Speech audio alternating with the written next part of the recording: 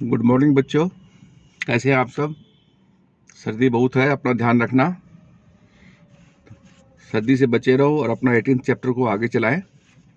हम लोग 18 चैप्टर में थे और ट्रांसपोर्टेशन एंड कम्युनिकेशंस के बारे में डिस्कस कर रहे थे।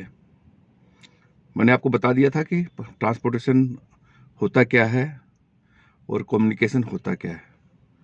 अभी हम लोग इस चैप्टर को आगे बढ़ाते हुए सड़कों का वर्गीकरण करेंगे, रोड जो है उनका वर्गीकरण करेंगे, जहाँ पर हम लोग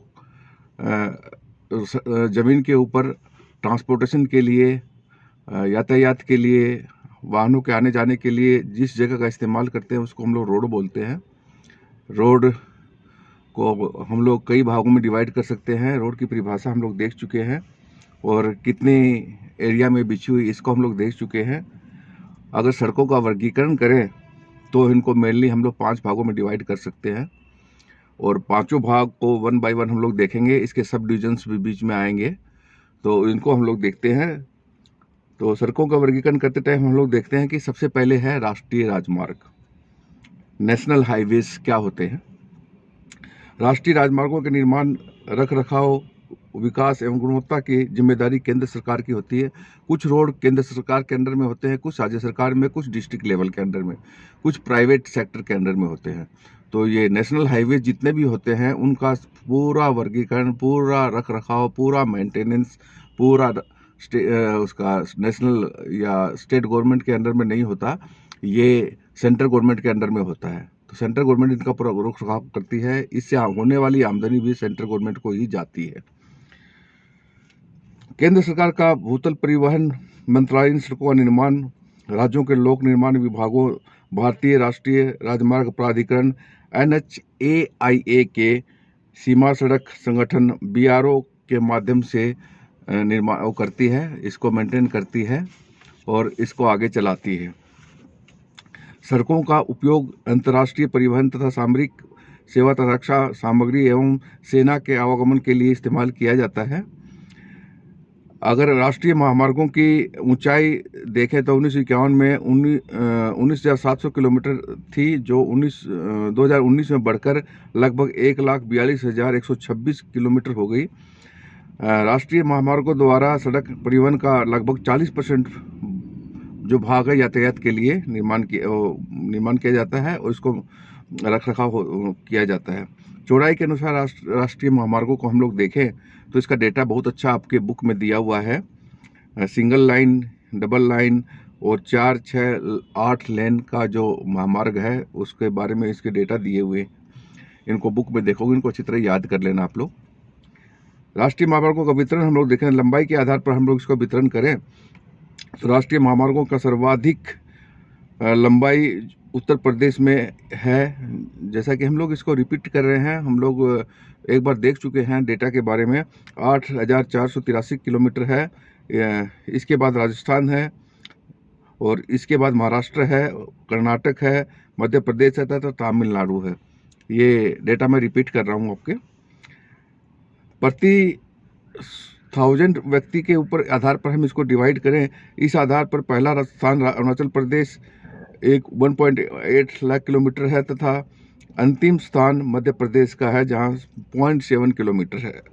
राष्ट्रीय महामार्गों का विकास योजनाओं को हम लोग देखें तो देश में आर्थिक विकास को बढ़ावा देने के लिए राष्ट्रीय महामार्ग प्राधिकरण NHAIA ने अनेक महामार्ग परियोजना शुरू कर रखी हैं। स्वर्णिम चतुर्भुज योजना एक इसमें आती है। इसके अंदर हम लोग देखें सड़कों के विकास की इन महत्वाकांक्षी योजनाओं को स्वर्णिम चतुर्भुज इसलिए कहा जाता है क्योंकि इसका आकार बहुत ही चतुर्भुज से मिलता जुलता ही है।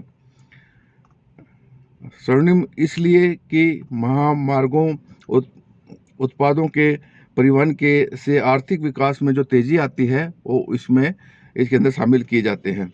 वर्ष 2001 में तत्कालीन प्रधानमंत्री श्री अटल बिहारी वाजपेयी द्वारा शुरू की गई यह योजना भारत की सबसे बड़ी और विश्व की 5वीं बड़ी सड़क परियोजना है, जो कि हमारे प्रधानमंत्री अटल बिहारी वाजपेयी ने शुरू की थी। स्वर्णिम चतुर्भुज योजना का विस्तार हम लोग देखें तो यह महामार्ग भारत के 13 राज्यों से होकर गुजरता है। अनेक सांस्कृतिक, औद्योगिक व व्यापारिक व कृषि संबंधी महामार्गों को आपस में से जोड़ता है। इस महामार्ग पर स्थित प्रमुख नगर दिल्ली, मुंबई, चेन्नई, कोलकाता, अहमदाबाद, मंगलुरु, भुवनेश्वर, जयपुर, कानपुर, पुणे, सूरत, गुंटूर, विजयवाड़ा व विशाखापट्टनम है, जो कि ये मेन सिटीज़ हैं वो इनको लिंक करती है, इनको जोड़ती है, तो ये इसके अंदर में आते हैं। इनसे उपलब्धि क्या होती है अगर इसको हम लोग देखें, देश के सबसे बड़े 4 महानगर दिल्ली, मुंबई, चेन्नई, कलकत्ता को 4 से 6 लेन वाले राजमार्ग द्वारा जोड़ा गया है। इस योजना के अंतर्गत दिल्ली मुंबई भुजा जो है वो अलग इसके डेटा है। मुंबई चेन्नई की अलग है, चेन्नई कोलकाता की अलग है, कोलकाता दिल्ली की अलग है। इनको अलग अलग लंबाई के आधार पर यहाँ पर दिखाया गया है, जो डेटा आपको याद करने हैं। उत्तर दक्षिण तथा पूर्व पश्चिम गलियारा जो है उसमें भी ये महामार्ग आते हैं। जो श्रीनगर और कन्याकुमारी से जोड़ने वाला कोची, सेलम तथा पर्वत सकंद सहित उत्तर दक्षिणी गलियारा 4016 किलोमीटर लंबा है। पूर्व पश्चिम गलियारे का उद्देश्य असम में सिलचर से गुजरात में पोरबंदर को 3740 किलोमीटर लंबे मार्ग द्वारा जोड़ा है। दोनों गलियारे एक दूसरे के को झांसी में काटते हैं। ये जो है ये गलियारे दोनों लाइनें हैं, ये आकर झांसी में एक दूसरे को क्रॉस करते हैं। राज्य मार्गों को हम लोग देखें तो स्टेट हाईवेज भी कुछ हमारे हैं, जैसे नेशनल हाईवे, स्टेट हाईवेज भी हैं। ये सड़कें राज्यों की प्रमुख सड़कें हैं। राज्य की राजधानियों को, जिला मुख्यालयों व अन्य महत्वपूर्ण शहरों को जोड़ती हैं। ये सड़कें राष्ट्रीय महामार्गों से भी जुड़ी हुई होती हैं। इनका निर्माण व रखरखाव राज्य सरकारों द्वारा किया जाता है। कुछ सड़कें जिला की होती हैं, जिला लेवल पर होती हैं। ये सड़कें जिला मुख्यालयों को जिले व अन्य महत्वपूर्ण स्थानों से जोड़ती हैं। इनके अंतर्गत देश की कुल सड़कों की लंबाई 5,61,940 किलोमीटर है। इसमें 94.9% सड़कें पक्की हैं।